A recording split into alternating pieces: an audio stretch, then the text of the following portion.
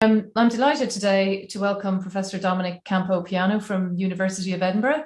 The title of his talk is Bacterial Sphingolipids, Discovery of Cryptic Pathways Expands the Ceramide Inventory. So this is going to be, it sounds like a story of discovery of lipid structures and their metabolic pathways, which is really interesting, very relevant to the work that we're doing on lipid maps right now. These are kinds of pathways and organisms for which the lipids and the biochemistry are sort of missing from the databases. So it's great for us to be able to have the chance to work with Dominic to capture some of this really exciting new information that's coming through from his work and his collaborators' work as well. So thank you all for joining us today.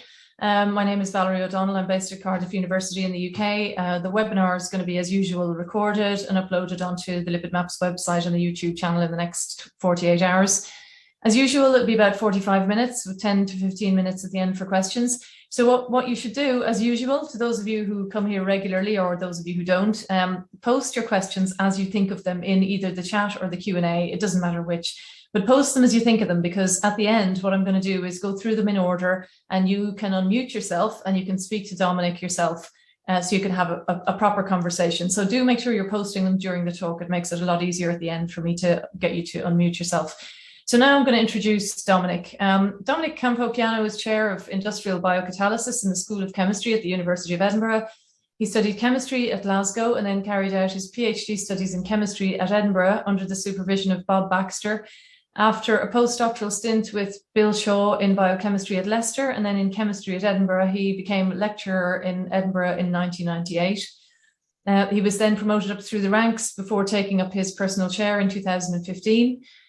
He held a Royal Society of Edinburgh Scottish Executive Personal Research Fellowship in 2006, and he was made a Fellow of the Royal Society of Chemistry in 2018.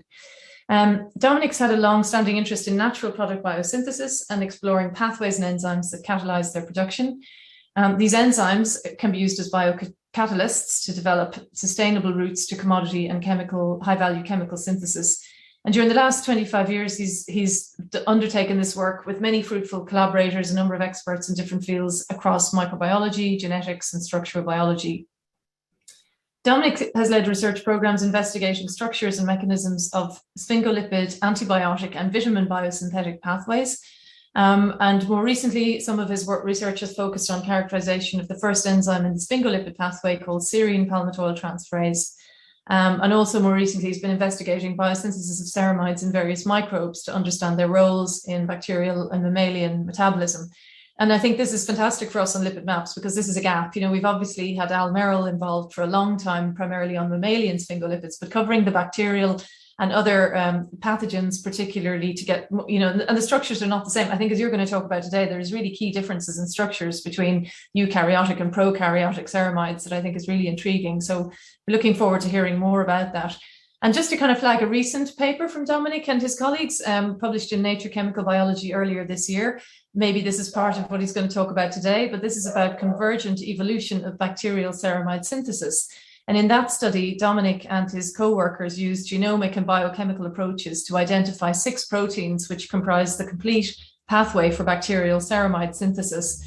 Also, they discovered a gram-positive species that produces ceramides, and they demonstrated the bacterial pathway operates in a different order from that in eukaryotes. And using phylogenetic analyses, this supported the idea that bacterial and eukaryotic ceramide pathways evolved independently. So with that, I'm going to hand over to Dominic. Looking forward very much to hearing your talk. Thank you, Val. I hope everyone can hear me okay. I'm here live in Edinburgh School of Chemistry. It's a real pleasure to be talking to you about our work over the past, say, 15 years of sphingolipid research. And I'll tie in what Val was trying to put across to you, that we came over from the natural product field to the sphingolipid field, and I hope we've made a contribution. So let me go forward and just give you a general introduction to sphingolipids. Lots of you guys know about sphingolipids more than I probably do. We knew them as essential building blocks of eukaryotic membranes. We've now seen in the last few years they are potent signaling molecules, and they stimulate the eukaryotic immune response. They have receptors on natural killer T cells. And then over the past few years, a number of researchers have started to show that they are linked to autoimmune diseases, Alzheimer's, Parkinson's, amyloid lateral sclerosis, or Lou Gehrig's disease, etc., etc. And one of the focuses that I'll look at today is that they are produced by bacteria, Sphingomonas, Bacteroides, and P. gingivalis, Porphyromonas gingivalis. It's a long story. There's one of the potent signal molecules, the sphingosine 1-phosphate. You can see it's made up of a fatty acid chain and a polar head group. In this case, it's phosphorylated. You can already start to think about how this molecule is made and where it comes from. It's got a long history. John Thirichum published this book in 1884 about, he knew there was something going on in the brain. He didn't know the chemical structures, but he knew about the chemistry. There was some chemicals in the brain that were playing a role. Herb Carter, as well as determining the structure of L-threonine, the amino acid L-threonine, he also started to reveal the structures of sphingolipids. And we also have this wonderful resource now, the lipid maps resource, which has been going for a number of years that we all know and love, which is fantastic. But as I say, as Val alluded to, there are gaps in the lipid maps pathways. Now, I came at this through my studies on natural products, and believe it or not, these complicated and quite scary molecules are related in some way or another. You can see they're made by Vibrio cholera, so that's a sensing molecule involved in quorum sensing. They actually have beneficial properties, like the tamgamines and the prodiginines are antibiotics. Fumonicin is a fungal polyketide, and that is also a nice tool to study in sphingolipid biosynthesis because it inhibits ceramide synthase. So fumonicin is a nice inhibitor of ceramide synthase. And the one I did my PhD on 100 years ago was this molecule called biotin here, which is a vitamin. Obviously, we are focusing on the sphingolipids and the ceramides today. And I have to tell you how they are related. All those molecules are related because the first enzyme in the biosynthetic pathway of each one of those molecules is named an alpha-oxoamine synthase, a member of this expanding family. And what these enzymes do is they catalyze the condensation between an amino acid and acyl-CoA thioester, which is where the fatty acid comes from. These enzymes catalyze the formation of this carbon-carbon bond here. They do that by decarboxylating the amino acid and also hydrolyzing the thioester. Okay, so it's an irreversible reaction chemically, and you make this new carbon-carbon bond, and that commits you down the pathway to whatever natural product you are making, biotin, an antibiotic, or a ceramide. They're all pyridoxal phosphate dependent. There's pyridoxal phosphate, one of my favorite cofactors, also known as vitamin B6. And they're incredible enzymes. They break a carbon-hydrogen bond to make a reactive amino acid here. They make a carbon-carbon bond, they break a carbon-sulfur bond, and they also break the carbon-carbon bond to decarboxylate. So it's what we call a Claisen condensation, Claisen-like condensation. The sequence homology between all these enzymes we've looked at so far is between 25 and 30%. They tend to be dimeric enzymes, either homo or dimeric enzymes. And they have an active site lysine residue, which I'll talk about, which binds the aldehyde of the PLP. And they're specific for their amino acid and acyl-CoA thioester. And obviously, nature has to get that right. It has to condense the right amino acid with the right fatty acid, acyl-CoA. And we're still really not sure what controls that. So I'm compiling this list of alpha-oxoamine synthases with one of my students, Ben Ashley. We've got to about 20 members, and I usually put a call out whenever I'm giving this talk to get people to tell me if they found a new one. You can see here, they've all got different names. They've got different amino acids substrates, alanine, glycine, etc. And they've got different thioester substrates, mainly coenzyme A bound or attached to a small protein, which I'll mention later, which is an acyl carrier protein, which carries acyl chains around in metabolism. So we're going to concentrate on our favorite one, obviously, it's SBT, serine palmitoyl transferase.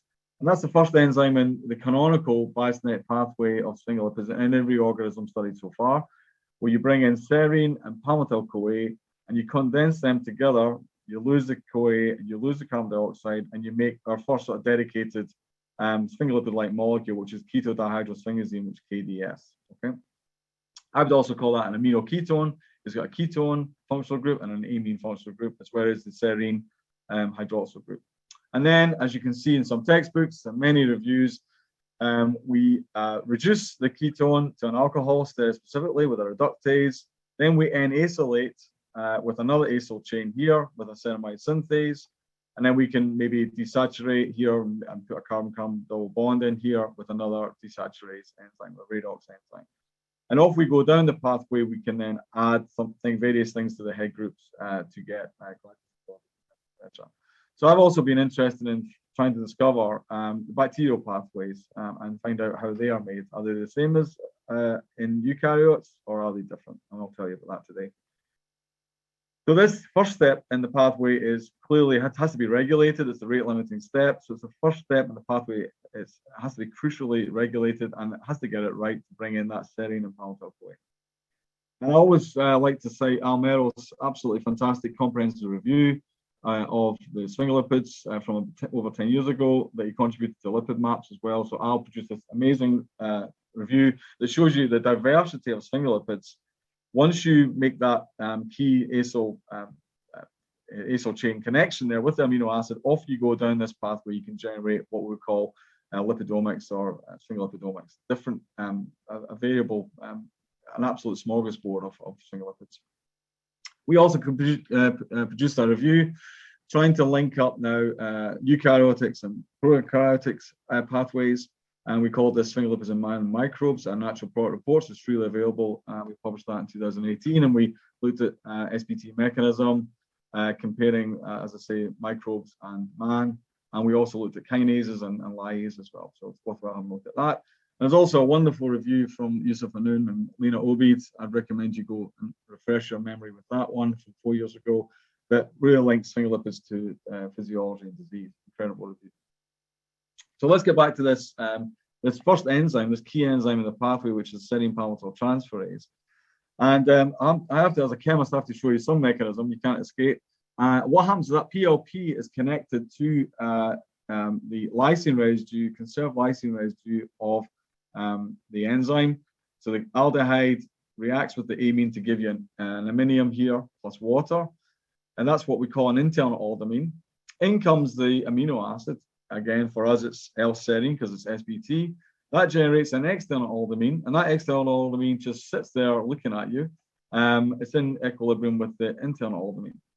And the enzyme will bind that. You could actually dialyze that out of the enzyme because it's no longer covalently attached. The PLP is no longer covalently attached, but it's held together with a bunch of hydrogen bonds, etc., etc.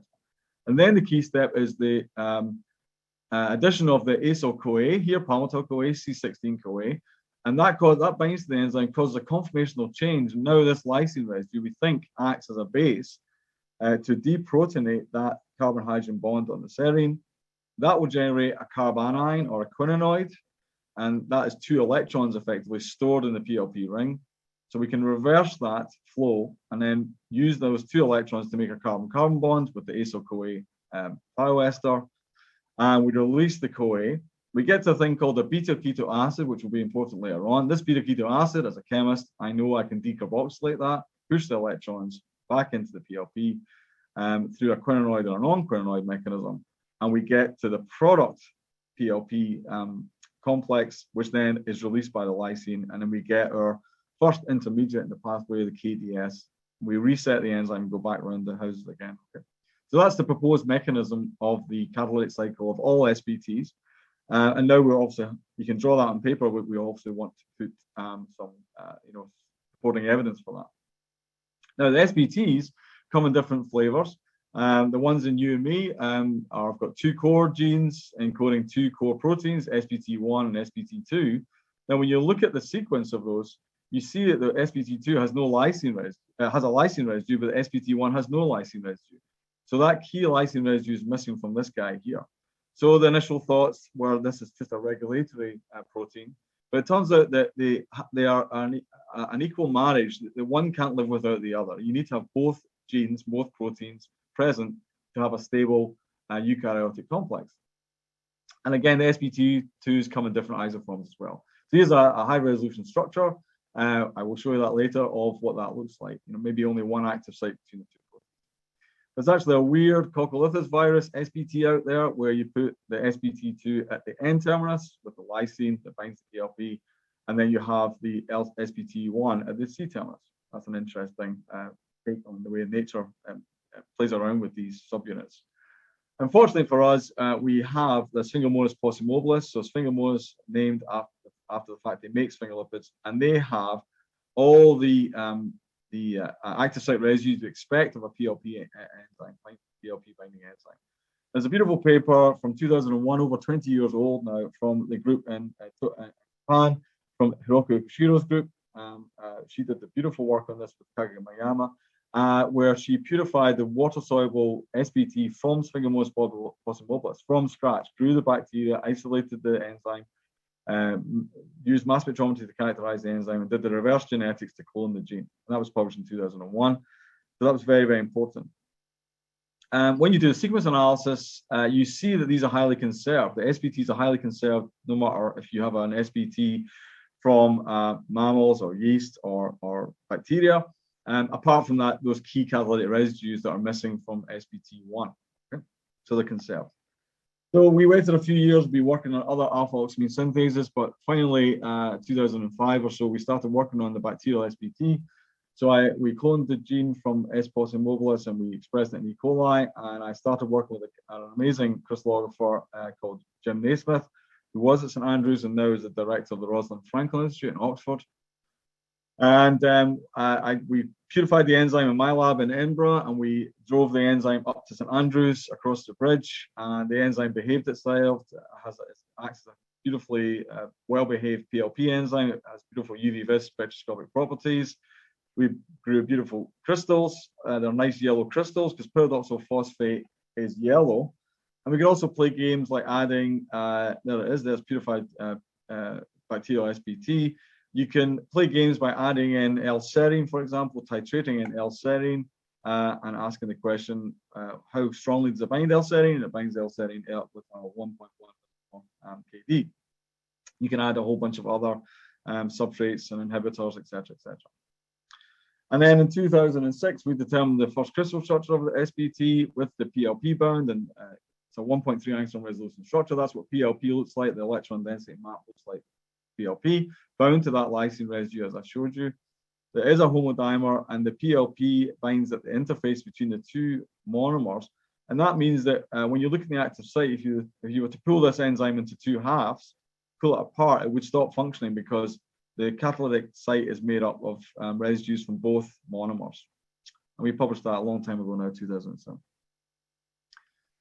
Then in 2009, one of my students provided a really nice Christmas present. At the end of 2008, she actually set up crystal trials with L-serine bound, and we managed to determine the crystal structure of the L-serine complex. And again, I drew a ChemDraw picture of that, but here is the electron density map for that L-serine. And what we didn't expect to see, but we saw here, is a hydrogen bond between the L-serine hydroxyl and the phosphate of PLP.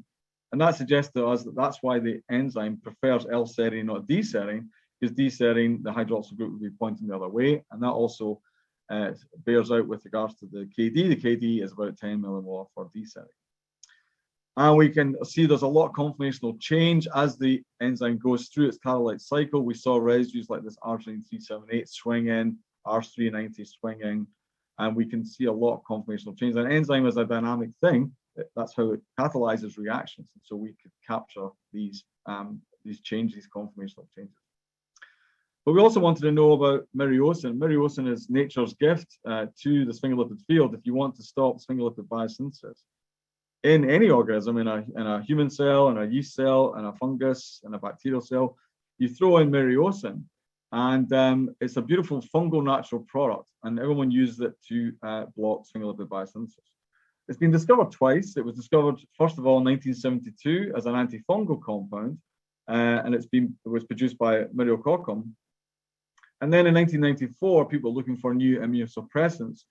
And the guys in Kyoto in Japan managed to find an active extract from Neisseria, and that was shown to be a potent immunosuppressant. But unfortunately, it's too toxic to use as a drug molecule. Although it's found some renaissance in the last few years.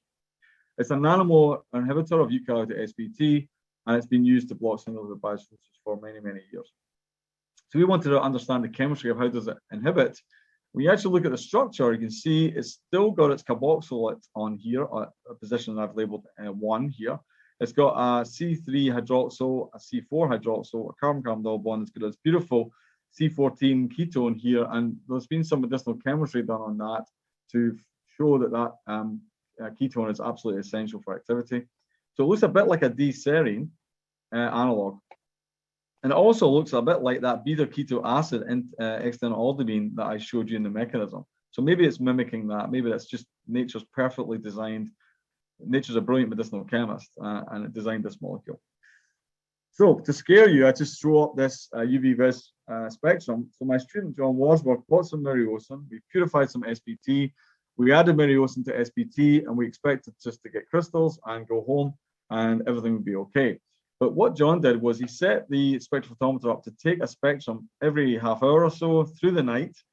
And he came back in the next morning and he saw this. And he was going to put that on his desk and say, I'm not going to show Dom that. But fortunately, he did show me this. And I was blown away. I've never seen anything like this before.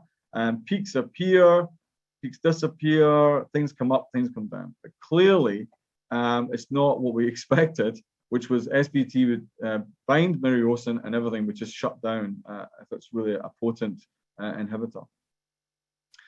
So what we did was we took the bacterial SPT, we used some sophisticated kinetic analysis, and we measured the Ki at 960 nanometers for the first time on an SPT, a purified SPT. But we were really struggling to get crystals. And that previous UV-vis analysis suggested to me, actually, that there was something else going on. There was some slow catalysis going on. Obviously, this took about 28 hours. So what we did was I asked John to make the lysine mutant. So that lysine mutant, it can't bind PLP as an internal albumin covalently, but it can still bind a PLP L-serine external albumin complex. So he made the lysine mutant, and then he added myriosin. And you can see here that the UV-vis spectroscopy was not the same as the wild type. So what was happening slowly in the wild type was not happening in the mutant. So we set up crystal trials of the mutant, as well as carrying out other analysis. And at the end of the day, I came up with this crazy mechanism. I like to draw crazy mechanisms of PLP enzymes. And what I was thinking was that the enzyme was actually catalyzing a retroaldol reaction. What it was doing was forming a PLP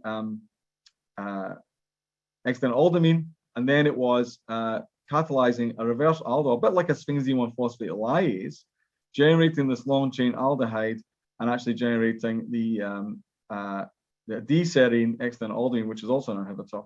And then that aldehyde is also reactive. Okay, so these are powerful enzymes, they're powerful catalysts, and they can catalyze reactions we didn't expect to see. We had to provide some sort of proof of that, and we couldn't find that aldehyde for about 2 years. So we went back to the protein mass spectrometry. We've got great protein mass spectrometry in Edinburgh, and we added myriosin to the enzyme, and we did some mass spectrometry analysis, and we saw this new peak coming up at 47,509, compared with the enzyme with a mass of 47,231. And then we added in some, well, that was good. That makes sense. Then we added in some sodium borohydride. So sodium borohydride should reduce everything that's in there, like an amine to an amine or a ketone to an alcohol. And when you do that, the mass goes up by 4, okay? And so we also capture the PLP bound to the lysine residue as well. So that's a nice little 47464 is a nice little internal calibrant. So what we think we have, if you do the math, you have a delta mass of 278 here. And that aldehyde, which is released, actually finds its way onto the lysine residue, okay, and forms an amine here. And then when we reduce everything, we reduce the amine to an amine, and we also reduce the ketone to an alcohol, we get a mass increase of 4. So that's the reason why we couldn't find that aldehyde, that proposed aldehyde, because it was jumping onto the lysine amine. And finally, after 2 years of hard work, we couldn't get a crystal structure of the wild type enzyme with myriosin because it was slowly degrading the myriosin.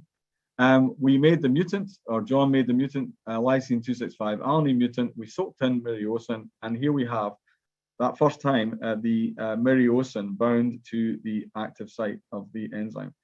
And you can see I described myriosin as a bit of a bully. It goes in there, shoves things out of the way, shoves an arginine out of the way, so this arginine 378 residue out of the way. It just throws everything out of the way. Also, it wraps up this key histidine 159 residue, which Ikushiro had shown is important, by wrapping it up with these 2 hydroxyl groups. That's why myriosin of these 2 is so potent, because of these 2 cis hydroxyl groups. Okay, so myriosin is a bully that shoves everything out of the way. Okay. But even then, we couldn't see the carboxylate. The eagle-eyed amongst you will spot the carboxylate of myriosin is missing. So the enzyme couldn't help itself. Even the mutant enzyme the power of the enzyme managed to decarboxylate myriocin. So we've got a decarboxymyriocin bound in there. Okay, so it was a really nice story to put that together. We have a sort of double whammy mechanism. Yes, myriocin will act as a potent inhibitor, a competitive inhibitor of serine and palmitoyl-CoA, as you would expect with its structure. And also, it can fully catalyze the retroaldol reaction to give you this reactive aldehyde, which can then wrap up that lysine residue. We've got a double whammy mechanism. We learned a lot about SBT, about PLP enzymes, about expecting the unexpected with regards to the chemistry of SBT and myriocin. Well, let's go back to human SBT. With that structure and with this information, we also started to work on the human enzyme in collaboration with Jim Naismith and also Teresa Dunn. And we wanted to understand how the human SBT complex works in mammalian cells, or even in the yeast enzyme in yeast cells as well. And things got more complicated than just the two genes that I showed you, SBT1 and SBT2. My collaborator, after a 10-year search in 2009, showed that the SBT complex in mammalian cells is activated by two very closely related subunits, small subunit A and small subunit B of SBT.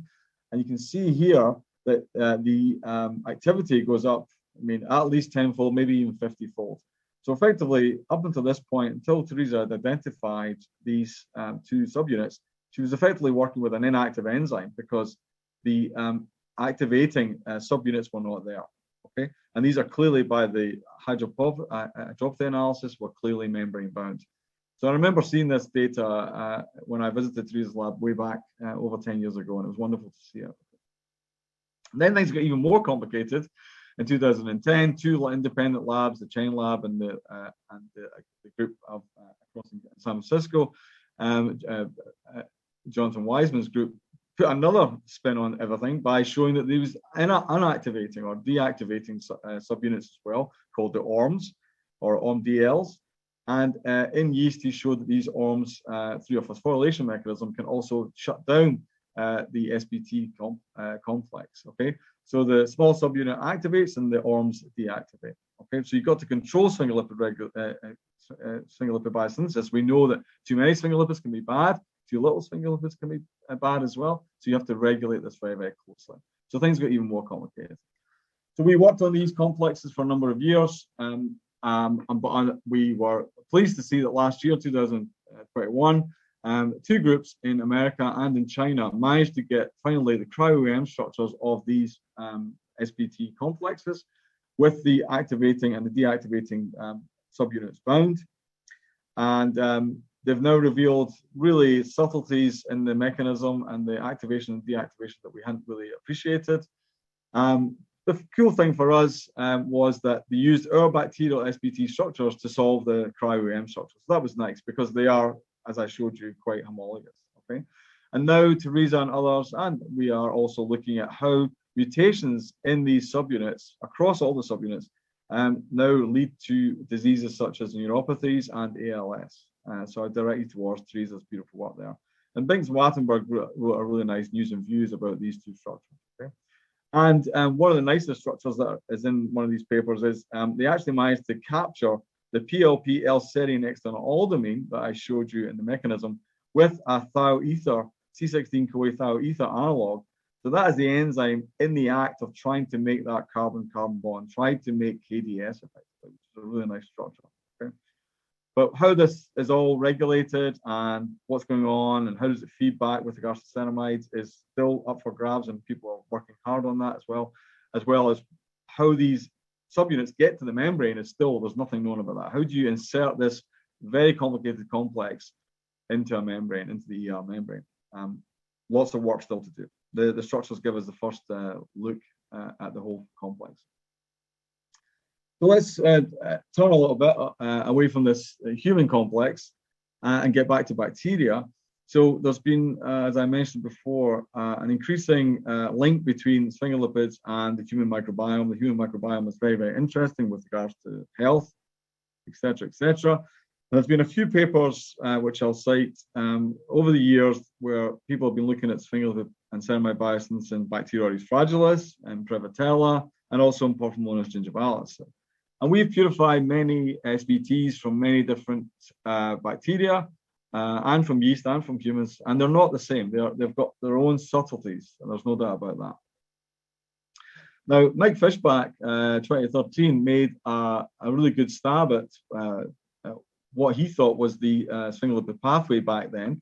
In this really nice 2013 paper, again, that effectively a canonical pathway, BF246, Bacteroides fragilis 2461 gene is the SBT. And then he thought there'd be a reductase, didn't know what the reductase was. And then he thought that because these bacteria can make sphingosine phosphate, sphingosine 1-phosphate, there must be some kinase in there. There's a BF2462, which he predicted was that particular kinase, etc., etc. So he made a really good stab at predicting what the pathway would be in Bacteroides fragilis. But since then, and also Daniel Kasper across in Harvard has also been looking at, with Yusuf, at Bacteroides fragilis, a really nice PNAS paper in 2011. And also more recently, ourselves and also Eric Brown across in Harvard has been looking at various other bacteria. So I direct you towards these particular really nice papers in the field. There's the Kasper paper, there's the Fishback paper, and here we have the paper from Eric Brown and colleagues. And then also Ruth Lee has been working on this across in the Max Planck Institute in Germany. And then we've made a contribution with Mary Ellen Davey across in Florida on looking at the role of sphingolipids in Porphyromonas gingivalis. So one of the papers that's going to come out quite soon in Nature Microbiology is a really nice collaboration with Ruth Lee and Stacey Heaver across at Max Planck. Here's Stacey and myself enjoying ourselves back at the Gordon Conference in March. So we had the Gordon Conference on sphingolipids in Pisa, which was really nice to see everyone. And what we've been looking at in this paper is the role of inositol. You can put an inositol head group on a sphingolipid. And we've been looking at how Bacteroides make that inositol and then attach it onto the not only the ceramides, but also other lipids. And the loss of inositol lipids altered antimicrobial peptide resistance and also decreased the bacterial fitness on a mouse host. Okay, so there we're starting to think about what is the interaction between a microbe and the host, whether it be a beneficial interaction or a pathogenic interaction. Okay, trying to get our heads around what's going on there. Obviously, they are world experts in working with live Bacteroides. Okay. So I'll point to that's coming out quite soon. I think Stacey's going over the proofs at the moment. What we also published 2 years ago, I never thought as a chemist I'd publish in the Journal of Dental Research, which is an old journal, it's over 100 years old. But through this wonderful collaboration with Mary Ellen Davey in Florida, she's an expert in Porphyromonas gingivalis. And what we did was we knocked out a predicted SBT in Porphyromonas gingivalis. We absolutely made sure it was an SBT. I will come back to that. And these bacteria, without any sphingolipids, compared with the wild type, they elicited a large immune inflammatory response. So you can see that Mary Ellen Davey's lab can measure TNF alpha and interleukins, etc., etc. So there's a link now between a bacterium that lives in your mouth and has to live there happily until it effectively becomes a pathogen, causes gum disease. And there's a link between that and sphingolipids. Okay, in my opinion, I think what's actually happening is obviously Porphyromonas, they can generate LPS-like molecules, and these are inflammatory. We know that LPS, endotoxin, is inflammatory. But it seems to me that the sphingolipid is a good guy. It's saying, I know I've got LPS, but the sphingolipid is saying, just dampen everything down. Allow me to survive here. I'm not going to mount an inflammatory response. The other results support this working hypothesis that synthesis of sphingolipids is central to its ability to manipulate the host inflammatory response. And Mary Ellen's been working on expanding that story. And she has just published a really nice paper I directed towards, which is that they have a dehydrosphingosine kinase that she's found as a kinase in the Porphyromonas gingivalis genome. So we're now hoping to define this canonical pathway. Is it the same to some extent as Mike Fishback and I would put out at the start there? Do we go through an SBT and then a reductase, etc., etc.? What about this bacterial pathway? Can we find a complete bacterial pathway in an organism? The danger here is obviously, as I showed you right at the start, the alpha-oxyamine synthase family is a broad family. It's involved in many, many different chemical reactions with different amino acids and different acyl-CoAs. So there's a danger there of just doing sequence analysis, a blast analysis, thinking you've got the SBT, and then off you go after that. You have to purify the SBT, you've got to knock the SBT out and show that the sphingolipids have gone, etc., etc. So we need a genetic and biochemical bunch of tools to identify with confidence as many genes and enzymes and pathways as possible. And actually, we started to play around with this way back in 2010. We published this paper in a journal called Biopolymers, where we were looking at Sphingomyces wittich. Sphingomyces wittich, I would say, is an environmental organism. It was found downstream in the River Elbe in Germany. And we found there's an acyl carrier protein linked to an acyl palmitoyl transferase, an acyl carrier protein that carries the acyl chain. It's analogous to that acyl coenzyme A, okay? And we did some work on that, and we published that paper. We'd actually determined the structure of the SBT, the crystal structure. And so I was looking for a model organism for a number of years and finally found the right guy at the right time at the right place, because I read this paper just over 3 years ago by Eric Klein at Rutgers, and I was absolutely blown away by this paper. He works on this organism called Caulobacter crescentus. And he published this paper that says it adapts to phosphate starvation by synthesizing anionic glycoglycerolipids and a novel glycosphingolipid. When I read something like that, I just get very interested. So I sent Eric an email and said, I think your paper is fantastic. What is Caulobacter crescentus for a start? And what does it do? And he told me it's a gram-negative bacterium, widely distributed in freshwater lakes and streams. So it's out there in the environment. Okay? It has an unusual life cycle, and it has a very simple, relatively simple lipid profile. And what Eric did was this fantastic experiment where he grew the Caulobacter crescentus in 1 millimolar of phosphate, and then he starved them of phosphate, went through to 1 micromolar and then 30 nanomolar of phosphate. And you can see they start responding to that starvation by making new lipid effectively in these tails, these long tails, effectively. They're going out to find new food, okay? And under electron microscopy, you can see that they've obviously got new membranes that are getting made, but because there's no phosphate in there, they can't be phospholipids, cannot be phospholipid membranes. So what are the membranes composed of? So what Eric did was he grew those bacteria, extracted these bacteria, sent them off to this wonderful guy called Jiquan Guan across the Duke University, who is an expert in lipid mass spectrometry analysis. He's worked on LPS and many, many other different lipids. And he ran the HPLC and also did the mass spec. And you can see here 1 millimolar phosphate and 1 micromolar phosphate. There's a couple of tiny little bumps appear in the LC and also on the ion count. And a lot of people might have ignored those, but Jiquan, being an absolutely fantastic mass spectrometrist, he went under there and he actually determined that under these peaks are these glycosphingolipids. And he emailed Eric back and said, I can see sphingolipids and ceramides in there. And Eric said, what's a sphingolipid? So we made a really good team to combine together our sphingolipid knowledge and our Caulobacter knowledge. So we started collaborating 3 years ago. And one of the cool things that Eric told me was that ultimately in this paper, you can effectively mutate the SBT. He took out the SBT that removed the sphingolipid biosynthesis.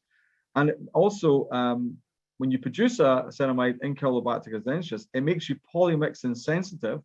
So your polymyxin is a microbial, antimicrobial peptide that many of you might have used. And also makes you phage resistant. It makes you resistant to this Caulobacter phage. So there you've got a fantastic screen, polymyxin sensitivity and phage resistance to go after the genes. So as I said to you, here we go. You've got to watch what you're doing with regards to finding a pathway. So these genetic tools were absolutely brilliant for us to be able to define the pathway, find the pathway. So Eric had an amazing PhD student called Gabby, who's now graduated, and she started this two-stage selection process on phage and polymyxin, and she used a transposon 5 mutagenesis methodology to make random mutations in the Caulobacter genome and then select using this two-stage selection process, TN5 mutagenesis, polymyxin positive selection, and then phage negative selection. And then you take the ones that grow and then you extract them and you send them off to Jiquan for mass spectrometry analysis. And that's what Gabby did. the transposon 5 hit on 4 genes, and those 4 genes were contained in what we call an operon grouped together. They were named according to the Caulobacter crescensis convention, 1212, blah, blah, blah, 1220, out to 1223. So now you go looking for those, and most of those genes had no function or were misannotated, which is interesting, and it's great. You can now chase after these particular functions and annotate what these genes are. So you do that with a combination of biochemistry and mass spectrometry. So you take the mutants, you extract them, you send them off to Jaquan, and he can start to look for new sphingolipids. You can see here, he starts to see, remember, it doesn't always have a standard for these because the bacterial sphingolipids, there's no companies that sell bacterial standards like Avanti or Cayman. So what you can do is you can see a mutant ends up producing this guy here, which has got a ketone still in place, okay? So you do the mass spectrometry analysis, you find the ketone still in place. So that means we should be hitting on a reductase. That reductase has been mutated, so you leave the ketone in place. And he does MSMS analysis on a really nice triple trough mass spectrometer. And so on and so forth. I don't have time to go into all the data, as well as seeing the ketone, which means it's not being reduced. He also sees the fact that there's a lack of metabolism on the ceramide acyl chain as well. So everything's starting to add up here with regards to trying to annotate these genes and annotate with a function in the biosynthetic pathway. So we're starting to now annotate 1212 as a ceramide synthase, 1213, 14 still unknown, 1220 is SBT, 1221 is an acyl carrier protein, 1222 is a ceramide reductase. So you can see here, this is a ceramide. So it's obviously being acylated, but having not been reduced. So that's unconventional. We also have an acyl carrier protein synthase, which acts upon the acyl carrier protein, all residing within these this little cluster here. And so by going through this, we can now annotate the operon here, a BCRS, a ceramide synthase here that attaches the acyl chain, an SBT, acyl carrier protein, ceramide reductase, which is not a KDS reductase, but a ceramide reductase, and an ACP synthase. So we've now got this minimal set of genes. But we also have to clone, overexpress, and purify the enzymes and actually show they catalyze the reaction that we predict them to do. Gary Tang in my group cloned the SBT, the 1220, purified that SBT. We're good at purifying those. It did behave itself. It is an SBT and catalyzes the condensation of serine plus C16-CoA. That was good. The BCRS was a bit of a pain. We were lucky in the fact that it could be expressed in a soluble form in E. coli, and Ben Ashley managed to do this. We purified the enzyme and we showed that it can effectively acylate KDS. It titrates. We get some Michaelis-Menten kinetics when we put in 40 micromolar KDS. It does hydrolyze palmitoyl-CoA in the absence of KDS, but when we add palmitoyl-CoA and KDS together, and then we do the extraction, send that over to Jaquan, we can see this for the first time. That was a good day to see this new ceramide, which is this new ceramide produced by recombinant purified BCRS with KDS and C16-CoA. I have to thank FedEx here. This was all happening during lockdown. So without FedEx, none of this would have happened.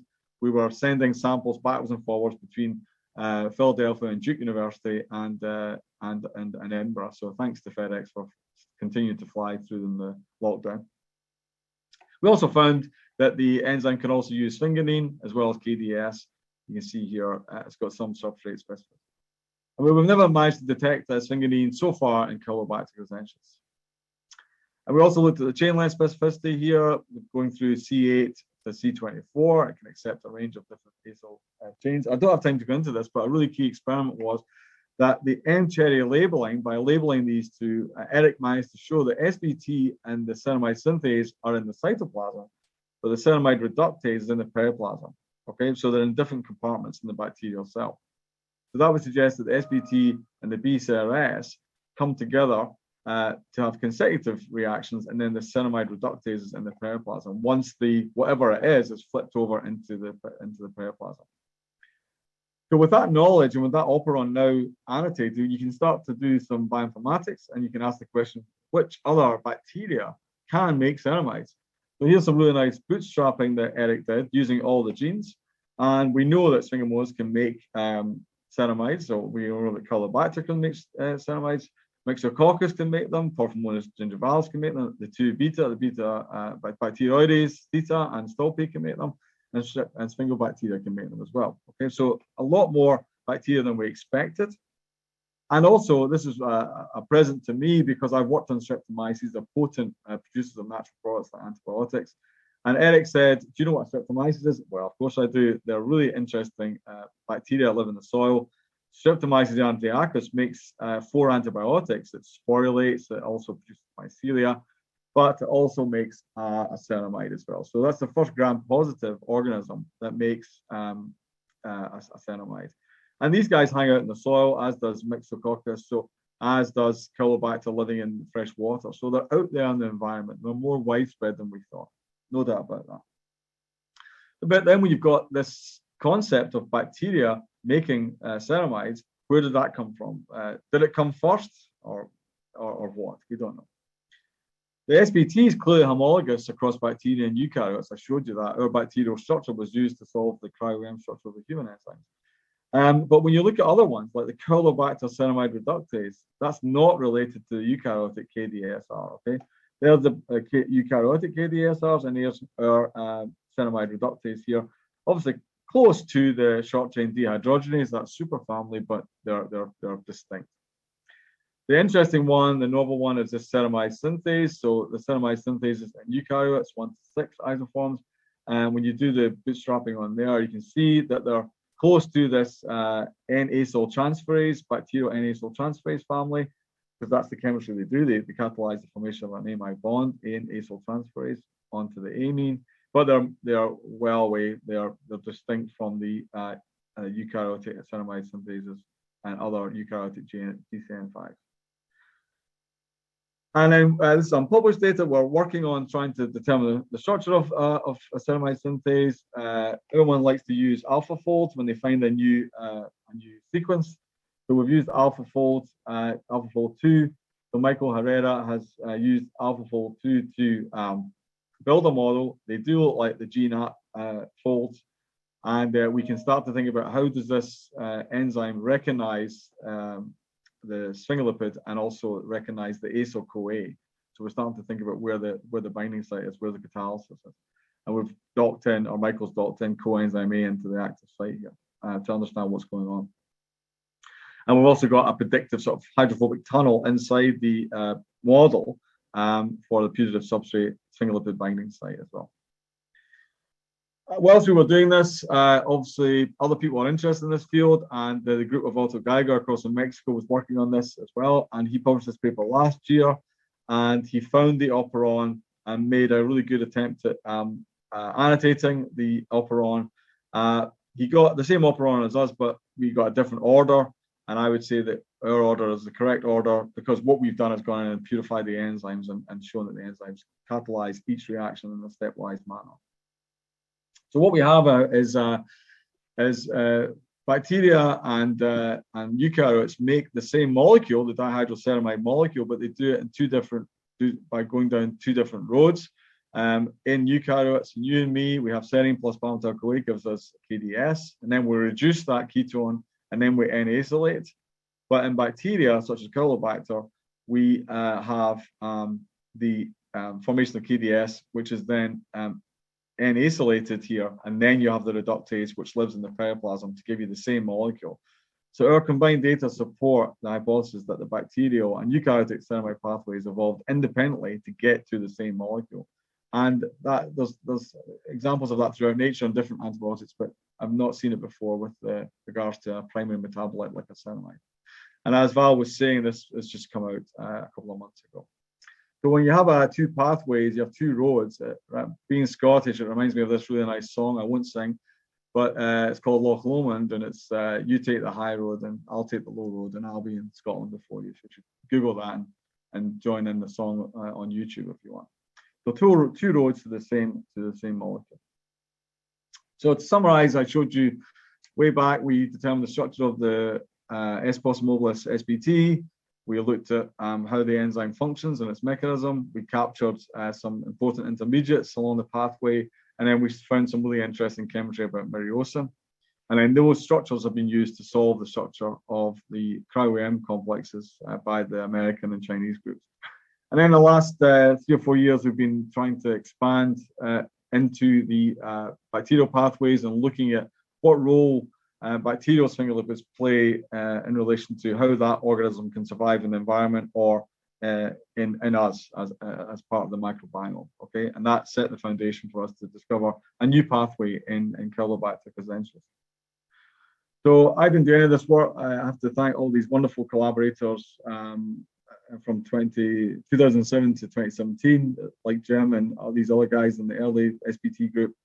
And then the sphingolipid group has now got these really fantastic scientists, some of which are still here and moved on. So Sam and Gustavo just joined the group. I have to thank these wonderful collaborators, Eric and Zikwan, as well as Gabby, for doing the screening and been absolutely amazing collaborators over the last 3 years. And my long-term collaborators as well, John, Mary, Ellen, Davey, Ruth Lee and Stacey across in the Max Planck, and Teresa Dunn. And I have to thank the BDSRC who have supported my research over the past 15 years, and the National Science Foundation, which is now supporting the link with Eric and Jacqueline. And thank you for listening. Thank you, Dominic. That was great. I mean, the biochemistry and, well, the protein biochemistry shown there is just fascinating, and it's amazing to see these new pathways being discovered, you know, we look forward to hearing where this goes in the future. So I've got a whole load of questions actually, so I'll take chair's action and start with those. Okay. We've got about seven minutes. So the first thing is going back to early on, myriocin, which you described initially, and you know, you're talking about how it inhibits sphingolipid biosynthesis for the mammalian enzymes, but it was discovered as an antibiotic and an antifungal agent initially. So does it do the same thing there? And if so, is there then side effects and toxicity associated with the fact that it does this? I don't know. Yeah, it's a good question. I think people would probably look at it as maybe a topical agent. Yeah, if you've got a fungal infection, a skin infection, etc., etc. So that's maybe why it's undergone a renaissance. Yeah. I would also say that if myriocin is not so toxic, maybe sphingofungans are maybe they're a variation on the myriocin theme, and sphingofungans are also natural products that might undergo a renaissance. But the thing is, myriocin, everyone uses it because Sigma sell it. So someone somewhere is fermenting that, or has fermented that producing organism, and then sells it, and we buy it. You know, I actually have a collaboration with a fungal expert to look at myriocin biosynthesis, which is really exciting and interesting as well. Yeah, so nature's given us fumonisin as well as sphingofungin and myriocin. These are wonderful tools, but whether they could be used topically and not ingested, that might be a very good use for them. Yeah. Okay, so we've got a couple of questions. Al Merrill, you should be able to unmute yourself now. Hello, Dom. Hi, Al.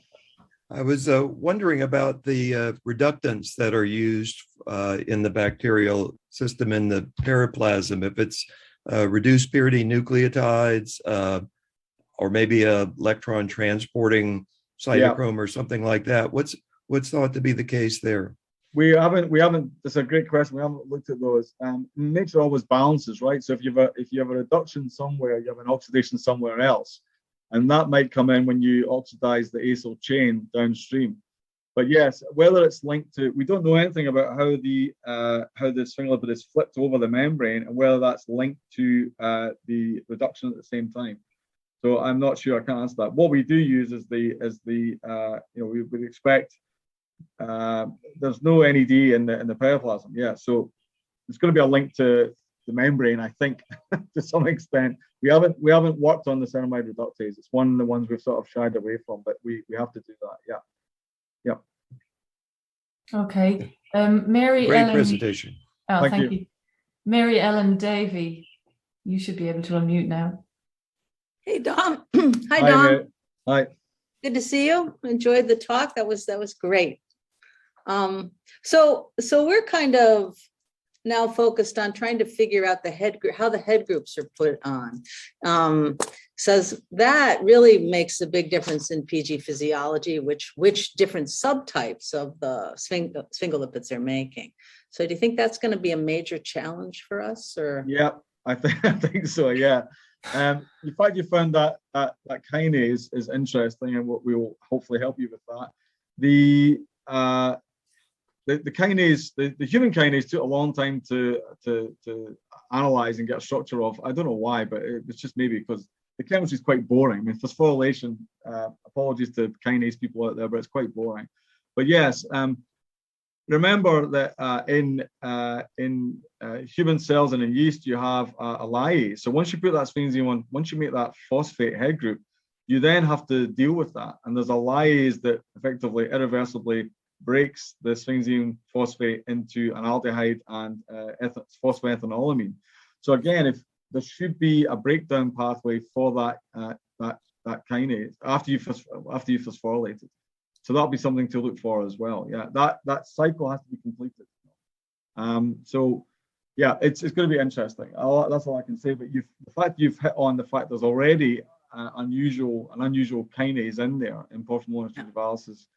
Going to be interesting. Whether you can swap in and swap out once we've identified kinases from other organisms, yeah, that'll be interesting. How they work, how you regulate those. I mean, phosphorylation is still a major site of regulation, no doubt about that. I don't know if that answered your question, but yeah, I'm so excited that you found that new kinase.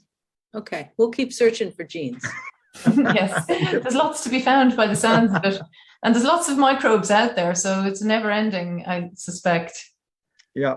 And actually, there's been a new KDS reductase found in Bacteroides by Liz Johnson. A paper that's just come out in J-Lipid Research. So not all bacteria do things exactly the same, as you would expect, right? So there is a KDS reductase, a soluble cytoplasmic KDS reductase. Right? Okay, thank you. So I want to come back to inositol sphingolipids, which I've not heard of before. Is this a new category of lipids? Are they in mammalian systems? Yeah, well, there's inositol sphingolipids. We have Al on to keep us in check, but yeah, inositol is a known head group. I don't know how many species it's been discovered in, but yeah, the group of Eric Brown and Ruth Lee and Stacey have been looking at inositol lipids and what role they play. Again, I think we need robust standards. Because at the Gordon conference, Eric showed a brilliant slide where he has like effectively a 2D map of the sphingolipids that come out of a Bacteroides, and it's just an absolute, as you'd expect, it's a sphingolipidomic output. Okay, and we need to have some robust standards that will help us absolutely define that head group, whether it be a phosphate or an inositol, et cetera, et cetera. Yeah. Yeah, I think that this leads on to another question that I had for you, which is around the structural annotation of lipids, because I know I don't work on sphingolipids, but in the field I'm in as well, it's a massive challenge without standards. And I can see Paul Kennedy is here from Cayman. He knows very well the story we have. We thought we had a structural lipid, and then a year or two later we realized it was something ever so slightly different, like a further metabolism of the same thing. And without standards, it's really hard. So I guess, what kind of strategy in the field do you take when you don't have standards, when it comes to annotating lipids, and how confident can you be then? Can you get NMR on some of these things, or is it really an open question? That Mike Fishback paper from 2013, that was a beautiful paper. He did NMR and mass spectrometry analysis. But that's what needs to be done. We have to grow these bacteria. We have to isolate enough for NMR and mass spectrometry analysis. It becomes a de novo mass spectrometry structural characterization, which Yuquan could undertake for us. We're also going to label, so we can grow the bacteria and heavy label the molecules as well. That will help as a mass spectrometry set of standards as well. I met Steve Barrett, who just briefly for 10 seconds at the end of the GRC meeting, and definitely would want to hook up with both Cayman and Avanti to produce sphingolipids for the field. Yeah. Yeah, I mean, I guess when it comes to publishing that, the challenge then is how you present them as putative structures or validated structures. So how is that dealt with in the field? I'm not sure. I mean, we went in with, when we went through the Nature Chemical Biology paper, we had to do MSMS analysis on, for example, that ceramide we isolated from the Streptomyces. But I would also like to have NMR analysis done as well. But that's not easy. I mean, that's no. I would hope in the microbial field it might be easier if you can grow a vat of bacteria, because it's certainly not easy with mammalian cells. Absolutely not. Absolutely, I completely agree with you. Yeah, but hopefully with the expertise at Cayman and Avanti, we will be able to provide standards. Yeah, I already had a chat with Al about this, the fact that maybe old preps back in the day had a little bit of LPS and a little bit of this, that, and the other, so again, ultra pure sphingolipid preps Very is hard. also needs a really wonderful bit of chromatography as well.